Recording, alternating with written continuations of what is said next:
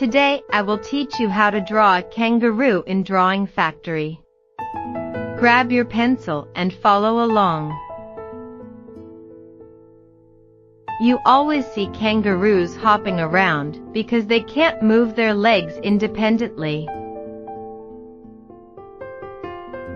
In comparison to the 24 million people living in Australia, there are 44 million kangaroos.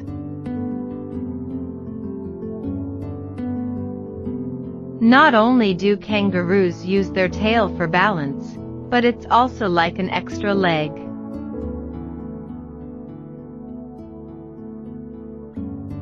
Since kangaroos don't have sweat glands, they tend to hang out and relax in shaded areas when it's hot out.